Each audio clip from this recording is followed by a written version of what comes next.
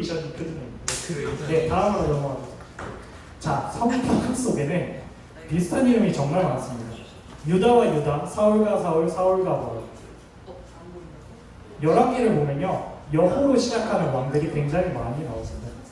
보면은 여아하스, 여사베트, 여호야긴, 여호람, 여호와김까지 총 5명의 왕이 있는데요.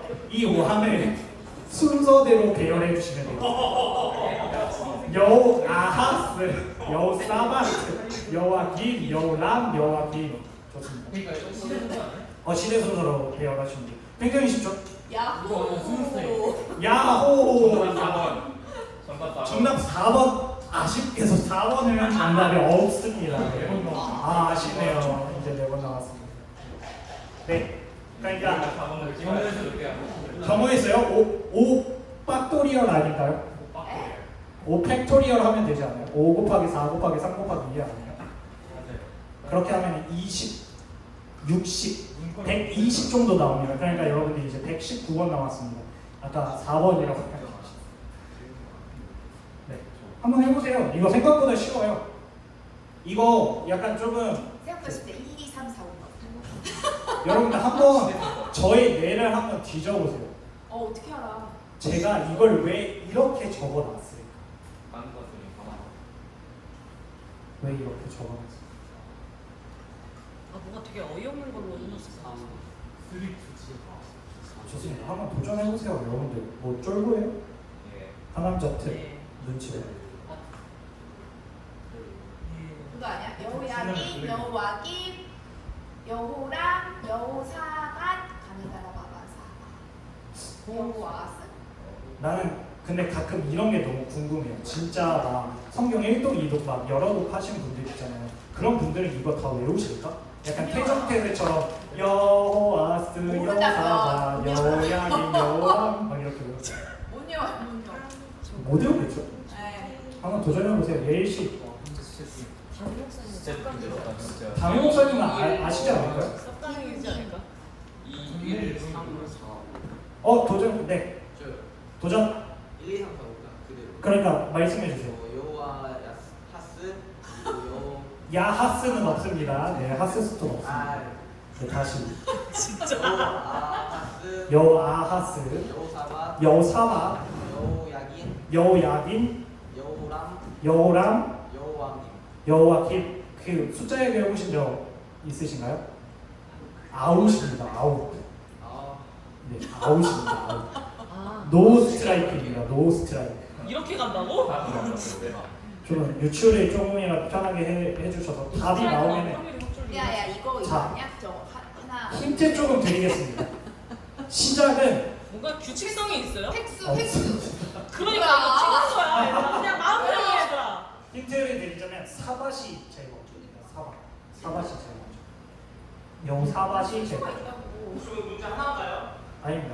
이렇게 모를 줄 몰랐어요. 막 도전하다 얘들아 맞출 줄 알았어요. 마음껏 해봐. 여호사밧 여사밭, 여호아스 여호아스, 여호야긴 여호의 김이에요. 김, 여호람 여호람, 여호야 여호와. 여호와김 원 스트라이크. 그러니까 제가 알려준 거예요. 근데 여러분 지난주 설교만 생각해 보세요. 여호와 김하고 여호와 기는 붙어 있습니다. 둘은 네. 가까이 있습니다. 엄청. 규칙성이 없대는 거죠. 그러니까 규칙성이 요거 다 섞어놨으니까 없죠. 제가 다 섞어놨습니다. 그러니까 보고서 유추하세요. 자, 첫 번째는 사밧으로 시작합니다. 그리고 끝은 여호와 김으로 끝납니다. 근데 잘 보면 또 여호야긴이에요. 뭐 저거 뭐 모음 좋아하는지는 모르겠는데. 잘 보고요. 네, 지우 도전. 여호사밧 여호사밧, 여호람 여호람, 여호아스 여호아스, 아하스 아하스, 야하스, 그리고 여호와긴 여호와김, 여호와김, 여호야긴 여호야김. 이거 혹시 다른 규정? 네, 야긴이 먼저. 다음. 여호왕님 아까 전에 제가 말씀드린 여호와 김이 먼저라고 그랬었죠. 땡입니다. 거의 다 왔습니다. 현재 여호사밧. 여호사밧, 여호람. 여호람마, 여호아하스, 여호와김. 여호와김, 여호야김. 여호야긴 정답입니다. 좋습니다. 아 역시 우리 역시 가만히 있는 이유가 있었어. 두 번째 문제입니다. 두 번째 문제로. 자, 아유. 남유다에서 가장 긴 통치 기간을 가진 왕은 므낫세 왕입니다. 므낫세 왕. 므낫세 왕의 통치 기간은 총 몇 년입니다. 아우. 재밌다. 업다운 하겠습니다. 업다운 하겠습니다. 아 50년. 90년? 오. 50년? 너무 좋네. 힌트 좀 드리면 그때 당시에 사람들이 좀 오래 살았죠. 80년. 80년? 아다운. 애들 지금 현정이 70 70 다운. 네, 지우 60. 60 다운. 오. 예찬이 53. 53. 많이 정한이 55. 55 정답입니다. 와. 두 번째로 가보도록 하겠습니다. 자, 굉장히 짧은 왕이 두 명의 왕이 있었어요. 그러니까 흔히 말하는 하나님의 규율을 거스른 자겠죠. 정말 짧은 통치 기간을 가졌는데 얼마나 짧을지 말씀해 주시면 되겠습니다. 네 네. 기억이 안 나. 이틀. 이틀. 좀 더 마음 쓰세요. 한 달. 한 달. 네. 5개월. 5개월 다운입니다. 오. 다 왔습니다. 3개월. 3개월 정답입니다. 오. 3개월인 왕이 무려 2명이나 있습니다. 마지막입니다. 자, 남유다와 북이스라엘로 나눠지고 북이스라엘은 여러 개의 지파가 동시에 통치하는 구조로 바뀌었습니다. 그 동시에 통치하는 구조 속에서 왕조가 굉장히 많이 바뀌는데요. 총 몇 번 바뀌는지를 말씀해 주시죠. 다 업다운이야. 7번. 7번? 네, 지우 10번. 10번 다운 영희쌤 9번. 9번 정답입니다. 좋습니다. 오, 맞네. 마지막은 약간의 넌센스입니다. 다음으로 보여주세요. 진짜 자, 다음이요. 또 다음이요. 또 다음. 네, 다음이죠. 다음. 아 질문이 있었구나. 이스라엘 왕 중에 유일하게 정통한 왕이 이거 넌센스라고? 한 명 있습니다. 누구인지 맞춰주시면 돼요. 약간의 넌센스. 약간의 넌센스? 넌센스라고?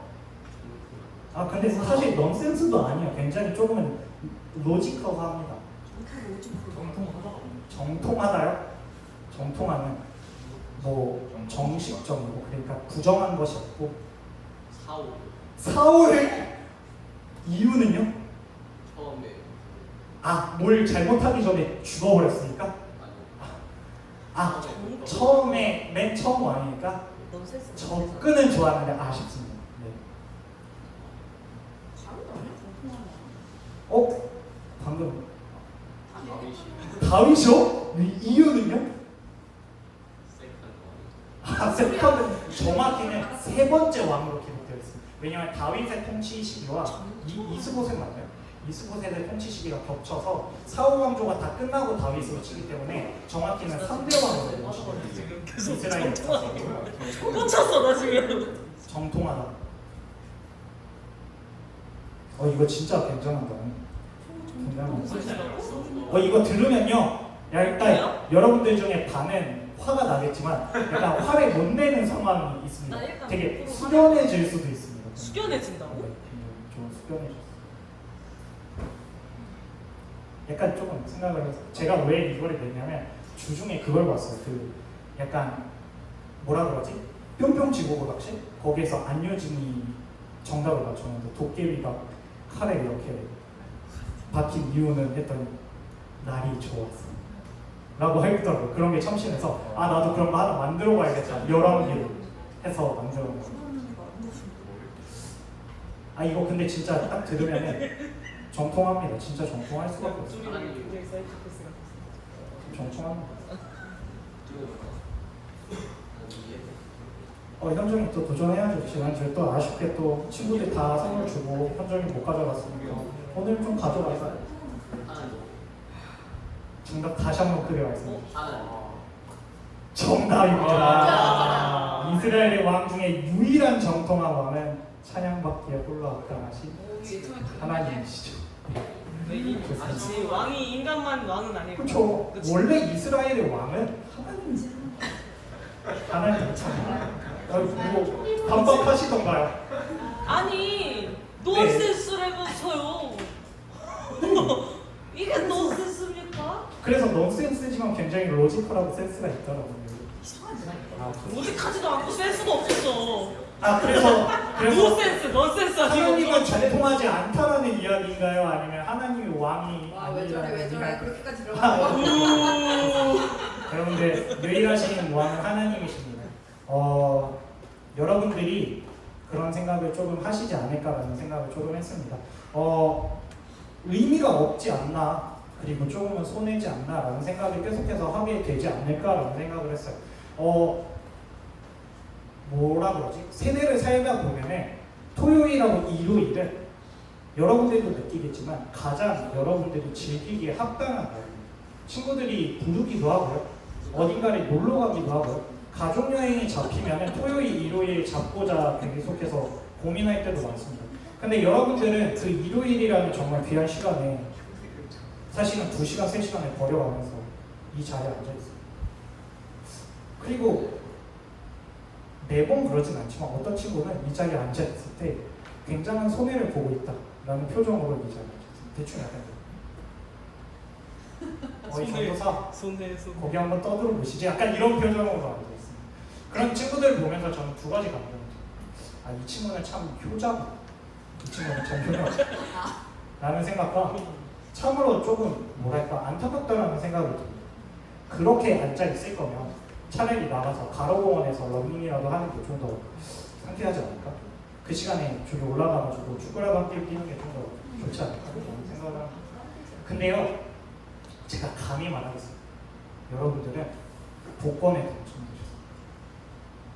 이 세상에 있는 어떤 당첨금보다 더 큰 당첨금이 있는 복권에 여러분들은 당첨되셨습니다. 그 복권의 이름은 예수님. 여러분들이 지금 그 당첨을 알지 모를지는 저는 잘 모르겠어요. 하지만 감히 확신할 수 있어요. 여러분들이 돈이 있든 없든, 여러분들이 인기가 있든 없든, 여러분들이 시간에 쫓기든 말든, 여러분들의 건강이 있든 없든 그 복권은 여러분들한테 무수한 당첨금과 무수한 행운과 무수한 행복을 줄 것입니다. 그것이 세상이 말하는 행복과는 아주 조금 다를지언정 그것을 절대 마르지 않고 그것은 절대 꺼지지 않습니다. 왜냐하면 그것은 이스라엘의 유일한 정통한 왕이신 하나님이 주신 최고의 선물입니다. 여러분들이 조금은 그 굳어진 얼굴, 내려온 광배를 올리고 광배를 올리고 좀 더 즐겁게 찬양했으면 좋겠습니다. 또 열심히 또 현서가 찬양을 준비하고 있거든요. 어떻게든 하나님을 조금이라도 더 전달하고 싶은 마음. 전도사님이 정말 말씀을 열심히 연구해서 오시거든요. 여러분들한테 조금이라도 더 하나님을 알려주고 싶은 마음. 저는 사실 별로 준비를 안 하거든요. 그건 제가 회개하거든요. 네, 그래서 다시 한번 즐겁게 찬양하시면서 하나님을 조금이라도 더 가까이 알아가는 시간이 되셨으면 좋겠습니다. 찬양드리겠습니다.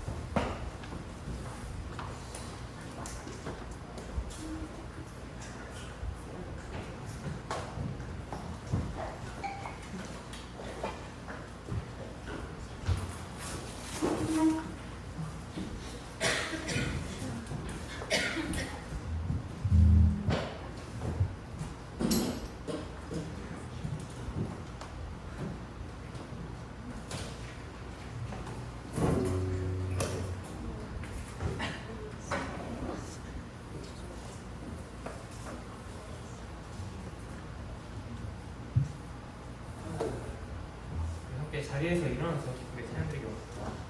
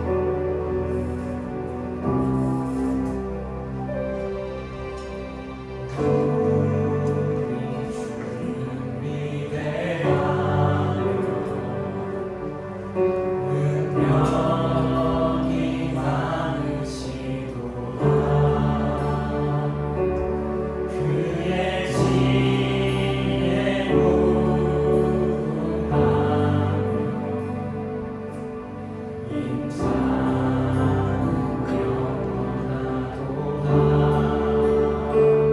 자들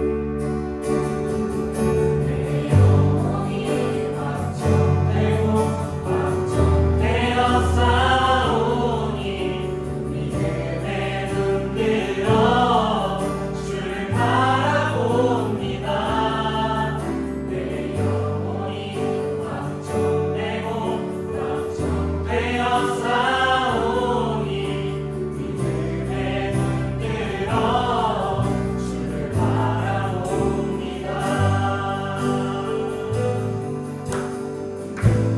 다시 한번 모든 상황 속에서 모든 상황 속에서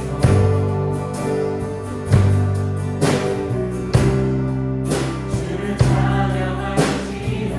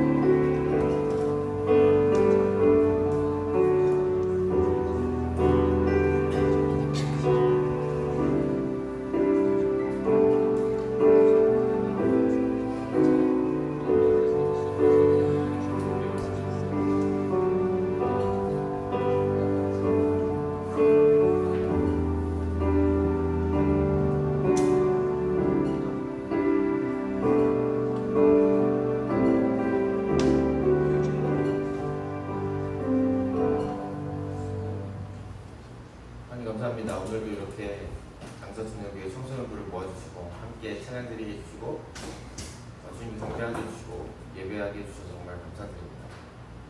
지금 오늘도 이렇게 정말 돈이 재물이 정말 세상에 황제인 이 시대에서 이렇게 예물을 주님께 드릴 수 있는 시간을 주셔서 감사합니다. 정말 이것이 신앙교육 차원에서 드릴 수도 있고 정말 진심으로 드린 친구들도 있을 터인데 아직 우리가 주님을 잘 모릅니다. 우리에게 주님을 보여주시고 알려주셔서 정말 우리가 예물을 드릴 때 우리의 전심과 우리의 마음과 오직 주님만이 온 세상 온 우주 만물의 주인이시라는 고백으로 예물을 드리는 날이 속히 오길 원합니다. 이 예물을 통해서 주님의 나라를 이뤄가실 때 요긴하게 써주시고 오늘 이 순간 예배 때 오직 예수 그리스도 삼일차 하나님만 높임 받으시길 간절히 원합니다. 이 모든 것 우리 주 예수 그리스도의 이름으로 기도드립니다. 아멘.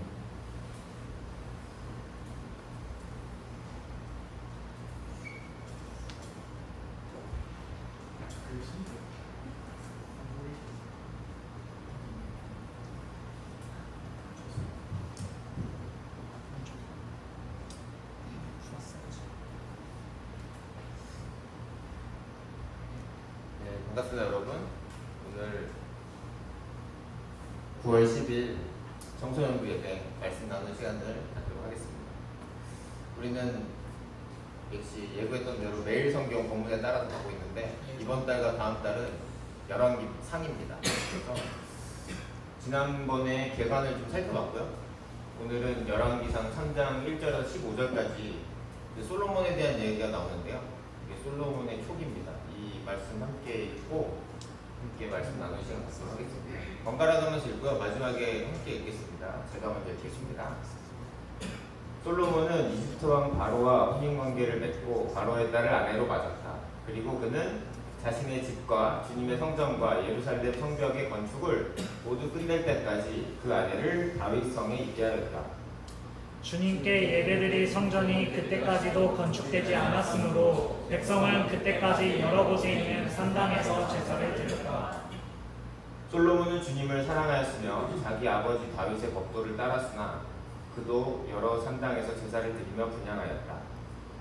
기브온에 제일 유명한 산당이 있었으므로 왕은 늘 그곳에 가서 제사를 드렸다. 솔로몬이 그때까지 그 제단에 바친 번제물은 1000마리가 넘을 것이다. 한 번은 왕이 그리로 제사를 드리러 갔는데 그날 밤에 기브온에서 주님께서 꿈에 솔로몬에게 나타나셨다. 하나님께서 말씀하시기를 내가 너에게 무엇을 주기를 바라느냐 나에게 구하여라 하셨다. 솔로몬이 대답하였다. 주님께서는 주님의 종이요 나의 아버지인 다윗이 진실과 공의와 정직한 마음으로 주님을 모시고 살았다고 해서 큰 은혜를 베풀어 주시고 또 그 은혜로 그를 지켜주셔서 오늘과 같이 이렇게 그 보좌에 앉은 아들까지 주셨습니다. 그러나 주 나의 하나님 주님께서는 내가 아직 어린아이인데도 나의 아버지 다윗의 뒤를 이어서 주님의 종인 나를 왕이 되게 하셨습니다. 나는 아직 나가고 들어오고 하는 처신을 제대로 할 줄 모릅니다.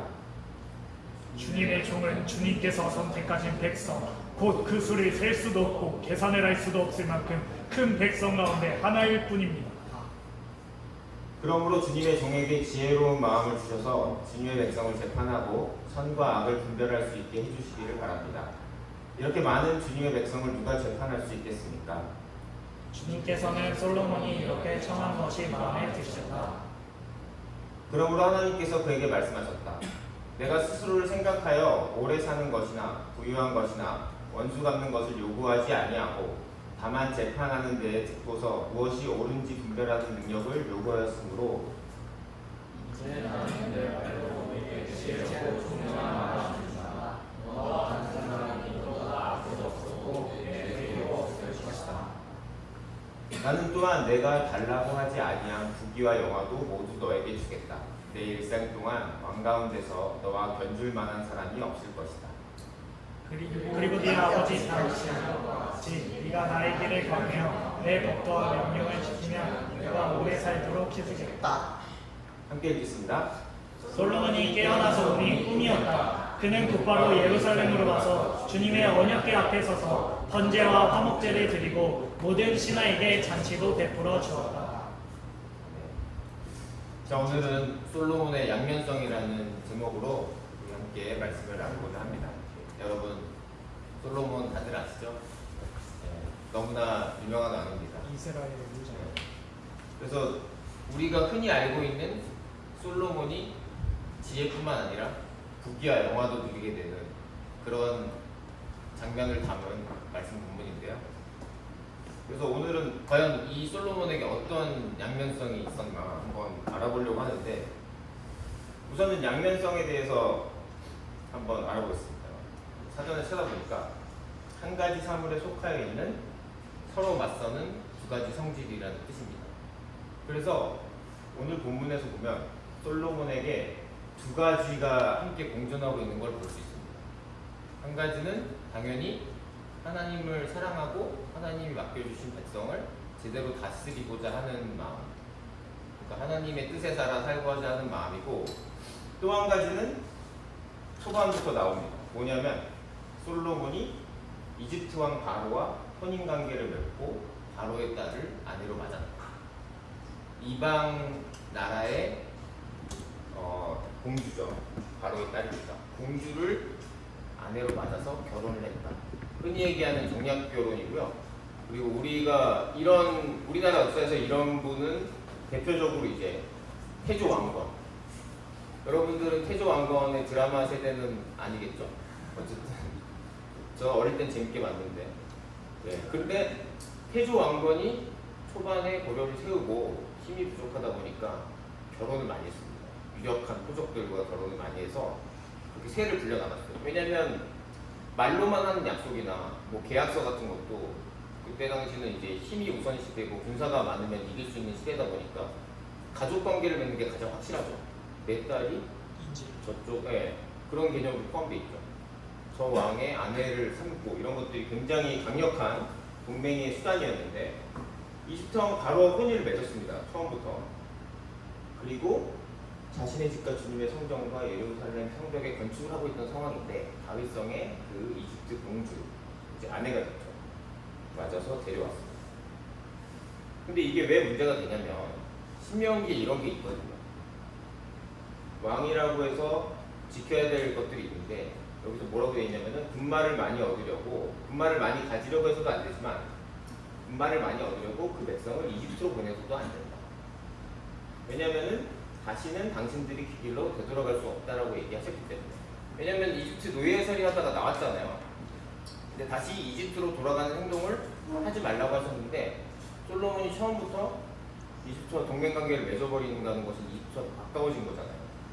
그러면 사실은 이집트에서 내 백성을 구출하신 하나님인데 반대 길로 가는 느낌을 주죠.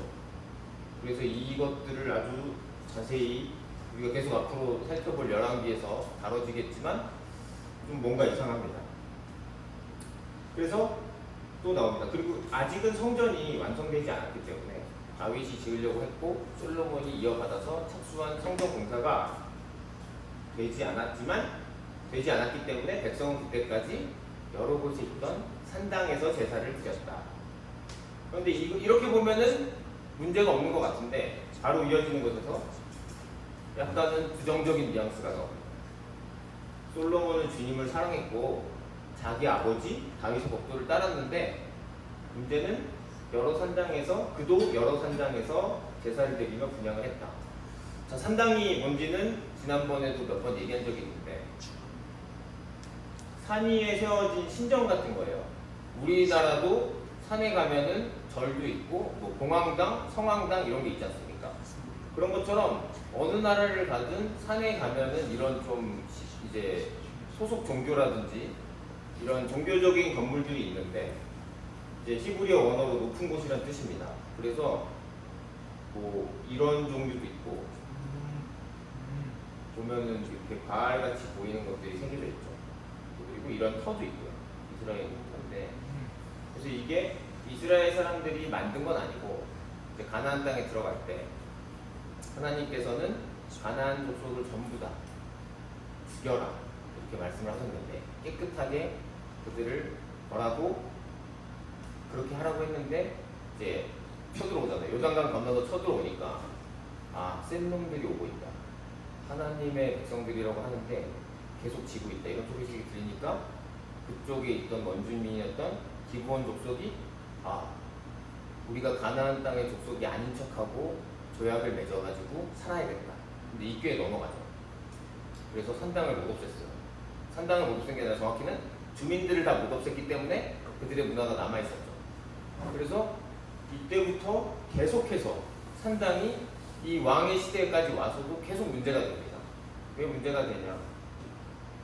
여기는 이제 이스라엘 사람들이 들어와서 하나님을 예배하는 공간도 됐지만 그 당시에는 높은 곳에 있으면 이제 신과 더 가깝다라고 여기는 문화가 있었어요. 지금과 같은 과학은 없었기 때문에. 그래서 그 신들도 경배하는 곳이고 하나님을 경배하는 곳이기도 했지만 자연스럽게 문화라는 게 익숙해지고 동화가 되는 거거든요. 그래서 여기서 이방신들을 바알을, 아세라를 풍요와 축복의 신 이들을 경배하기 시작했고 점점 물들어가게 됐죠. 그래서 이제 간략하게 보자면은 이 산당은 사람을 바치는 제사와도 연관이 있어요. 몰렉신에게 바치고. 그래서 설명했듯이 그때 기브온 족속이 이제 꾀를 부려서 넘어가고 그래서 솔로몬이 성전을 세워질 때까지 산당에서는 혼합 예배가 드려졌어요. 그래서 이 부분을 열왕기의 저자는 굉장히 안 좋게 봅니다. 이것 때문에 어려움이 왔다. 이스라엘 민족이 우상 숭배의 근원이 되고 빌미가 될 수 있는 걸 제거를 확실하게 하지 못하기 때문에 그래서 앞으로 계속 이어질 왕들에게는 이 산당을 어떻게 했냐, 다윗의 길을 따랐냐, 이 산당을 어떻게 처리했냐가 굉장히 중요한 평가 기준이 됩니다. 그래서 성전이 없었기 때문에 기브온에서 제일 유명한 산당이 있었으므로 솔로몬은 늘 그곳에 가서 제사를 드렸다. 그래서 이때 당시에 이 기브온에는 부살렐이 만든 놋 제단이 이쪽에 있었고 그리고 언약궤는 다윗 성에 있었고 분리되어 있던 시절이었는데 이거는 좀 갈려요. 왜냐하면 열왕기는 왜 이 모양 이 꼴이 됐냐, 우리가 왜 바벨론에 와서 포로 생활하고 있고 성전 왜 다 부셔졌고 왜 이렇게 됐냐라는 걸 얘기하고 있기 때문에 이런 것들이 문제다라고 계속 지적을 하는 입장이고요. 그리고 역대기는 똑같이 또 포로기에 쓰였지만 좀 그래도 이제 너무 질책만 하면 안 되지 않습니까? 부모님도 혼을 내다가도 그래도 잘해보자 이렇게 하지 않습니까? 수수려가지고.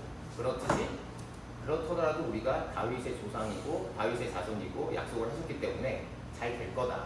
메시아가 오신다. 이쪽으로 이제 가는 게 역대기이기 때문에 거기서는 약간 변호를 해줍니다. 어쨌든 열왕기에서는 이 산당은 정말 있어서는 안 되는 건데 처리를 못해서 문제를 키웠다. 이렇게 얘기를 하고 있는 거예요. 자, 그래서 이 얘기가 있고 나서 그 유명한 얘기가 나오는 거죠. 어쨌든 기브온에서 하나님께 예배를 드리고 그날 밤 꿈에 무엇을 주기를 바라니 이렇게 물었어요. 그러는데 솔로몬이 일단은 자기 자신을 굉장히 낮춥니다. 정말 큰 은혜를 베풀어 주셔서 아버지부터 이제 은혜를 베풀어 줘서 내가 이렇게 왕이 된 거는 다 하나님의 은혜 덕분입니다. 왜냐하면 나는 지금 어린아이 같아서 뭘 제대로 할 줄 모릅니다. 처신도 못합니다. 당신의 은혜입니다. 먼저 이렇게 하나님 높이고 나는 큰 백성 가운데 하나일 뿐입니다. 정말 작은 존재입니다. 보잘것없는 존재입니다. 이렇게 하나님 앞에서 자기 자신을 정확히 표현하죠. 이게 사실 하나님 앞에서 우리의 올바른 태도인데요. 그래서 뭘 구하냐? 주님의 종에게 지혜로운 마음을 주셔서 하나님의 백성을 재판할 수 있는, 선악을 분별할 수 있는 지혜를 달라고 구합니다. 그러니까 하나님께서 맡겨준 왕의 본분은 백성을 잘 다스리는 거잖아요. 하나님의 법도에 따라서. 그러니까 하나님이 시키신 일을 제대로 해보겠다고 이런 걸 구하니까 당연히 하나님이 엄청 마음에 드셨어요. 네, 엄청 마음에 드셔가지고 보통은 이런 걸 구하면 지니 램프 같지 않습니까? 지니 램프가 와서 뭘 원하냐? 3가지 드세요? 이러면은 학교생 뭐 원하세요? 우선 집이랑 차랑 지혜. 알겠습니다. 그래서 혹시 이제 자기가 바라는 걸 구할 수 있지 않습니까? 오래 사는 거, 장수, 부유한 것, 원수가 없는 것. 이 당시에 적들도 많으니까 사실은 이집트랑 힘을 합쳐야 되는 이유도 이런 적들을 경계하기 위해서기도 하죠.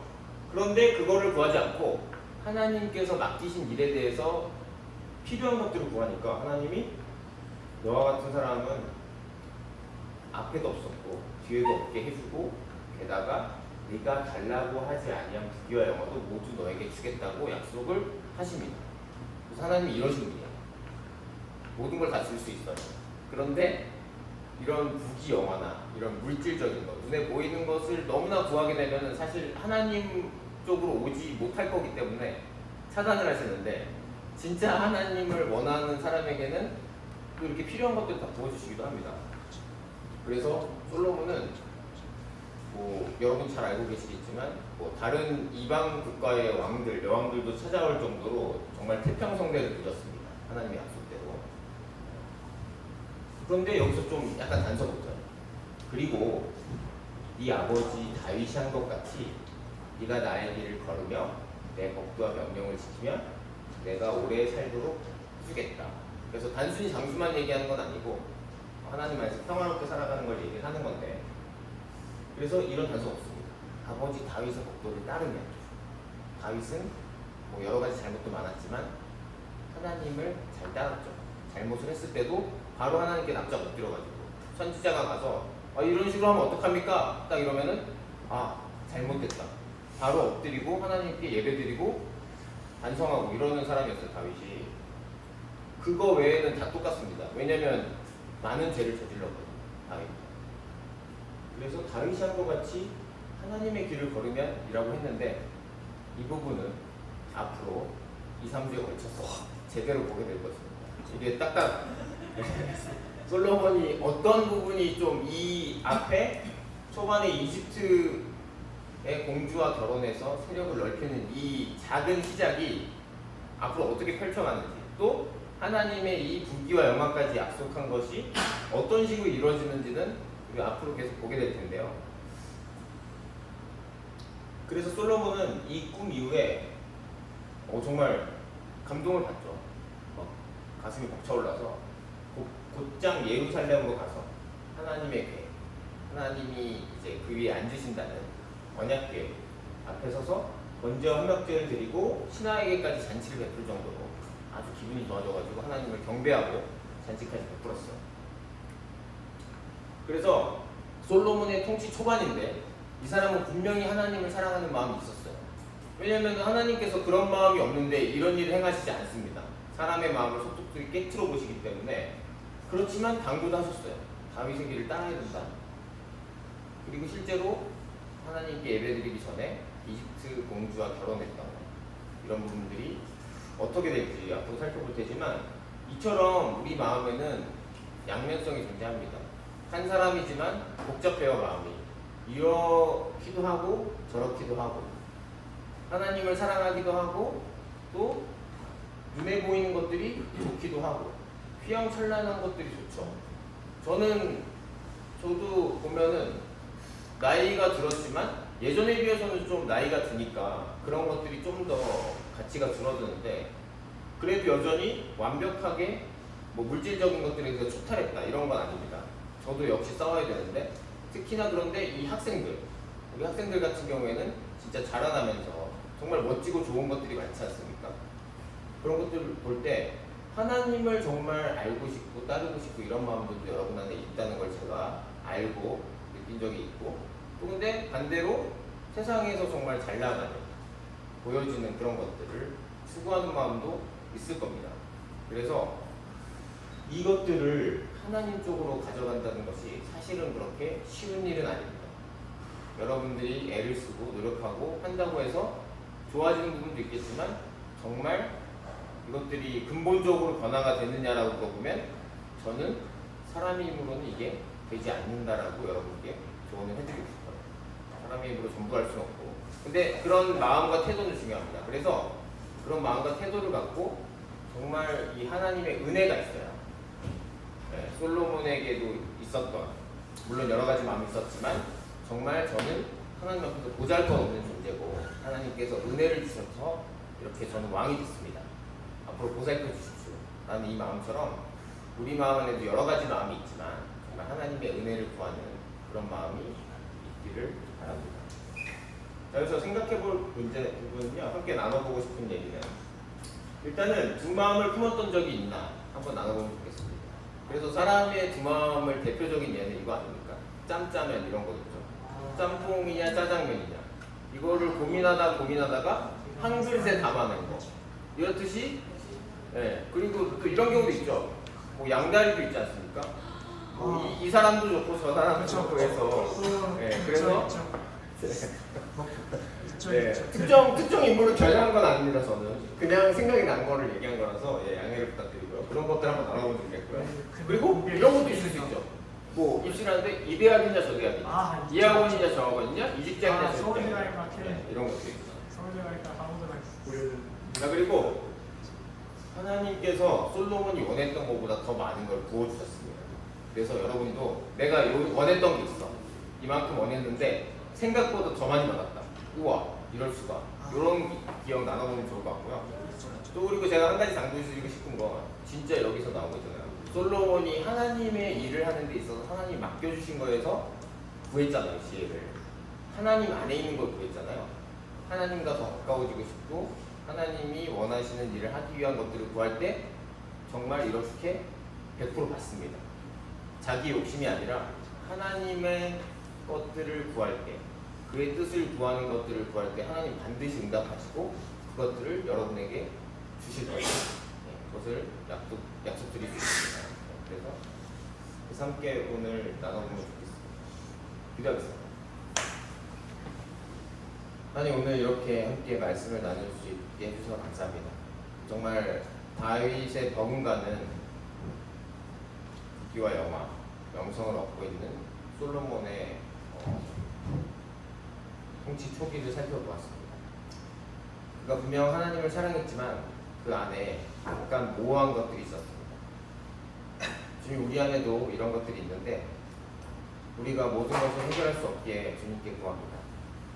저희를 인도해 주시고 또 하나님을 향한 사랑하는 마음을 가질 수 있도록 이끌어 주시옵소서. 이제 9월 모의고사가 끝났습니다. 수험생들은 정말 수능이 입시가 더 한 발짝 다가왔고 그리고 취직을 준비하고 있는 친구들도 점점 더 그 기한이 다가오고 있습니다. 그리고 고1, 고2 중학생들도 한 학년이 올라갈 시기가 점점 다가옵니다. 주님, 우리가 정말 이 입시 때문에 취직과 취업 때문에 고통받고 힘든 부분들이 있습니다. 주님 앞에 온전히 내어놓습니다.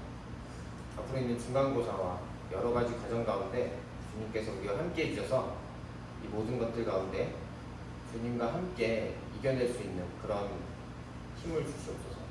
그리고 이 힘든 과정 가운데 하나님이 정말 살아계시다는 것을 우리가 알 수 있도록 주님 이끌어 주시옵소서.